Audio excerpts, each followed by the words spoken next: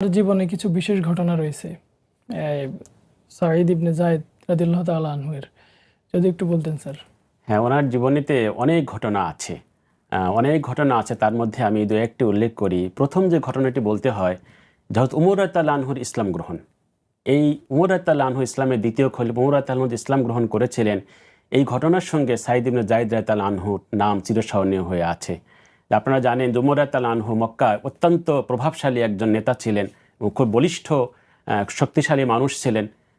তো উনি উমর রাদিয়াল্লাহু আনহু তখন ইসলাম গ্রহণ করেননি। তিনি যখন জানলেন যে তার বোন এবং তার বোনের স্বামী সাঈদ ইবনে যায়েদ রাদিয়াল্লাহু আনহু তো উমর রাদিয়াল্লাহু আনহুর মানে বোনের জামাই ছিলেন, বোনের স্বামী ছিলেন। তো উমর রাদিয়াল্লাহু আনহু যখন শুনলেন যে তার বোন এবং তার ভগ্নিপতি ইসলাম কবুল করেছে, উমর রাদিয়াল্লাহু আনহু যাচ্ছেন আল্লাহ রাসূল সাল্লাল্লাহু আলাইহি সাল্লামকে হত্যা করার উদ্দেশ্যে রাঙা তলোয়ার, উন্মুক্ত তলোয়ার নিয়ে। জি। একজন প্রতিমধ্যে বলেছিল যে আপনি মুহাম্মদ সাল্লাল্লাহু আলাইহি সাল্লামকে হত্যা করতে যাচ্ছেন, আগে নিজের ঘর সামলান। আপনার বোন এবং বোনের স্বামী তো ইসলাম কবুল করেছে।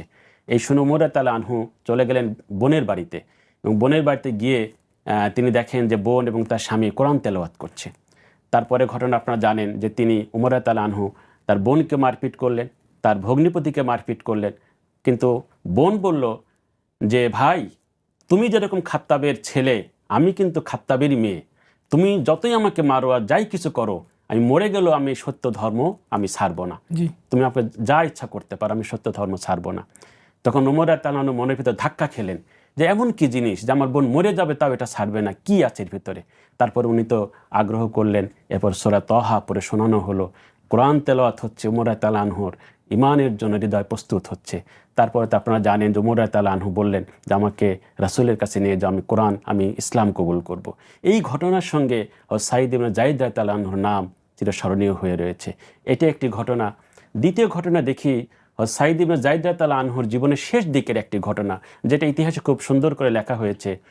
উমাইয়া যুগ, তখন উমাইয়া যুগ, সাঈদ ইবনে যায়েদ রাদিয়াল্লাহু আনহু বৃদ্ধ হয়ে গিয়েছেন। এই সময় মদিনার এক মহিলা, নাম হচ্ছে আরওয়া, এই মহিলাটি বিভিন্ন জায়গায় প্রচার করে বেড়াতো যে সাঈদ ইবনে যায়েদ উনি এত বড় আল্লাহ রসুলের সাহাবা, অথচ উনি আমার এক খণ্ড জমি দখল করে নিয়েছেন, দখল করে নিয়ে উনি নিজের জমির সাথে মিশায় নিয়েছেন। জি। এই কথা, এই অপপ্রচার ওই মহিলা করে বেড়াতেন। তখন যখন হযরত সাঈদ ইবনে যায়েদ রাদিয়াল্লাহু আনহুর কাছে এই ঘটনাটি আসে, উনি মনে খুব কষ্ট পান এবং বলেন যে আমি আল্লাহ রসুলের একজন সাহাবা, আশারে মুবাশশারের একজন, আমি এই কাজ কেন করতে যাব। জি।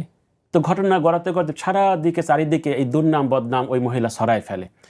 তো এই ঘটনা যেতে যেতে মদিনার যিনি গভর্নর ছিলেন, জি। মদিনার গভর্নরের কাছে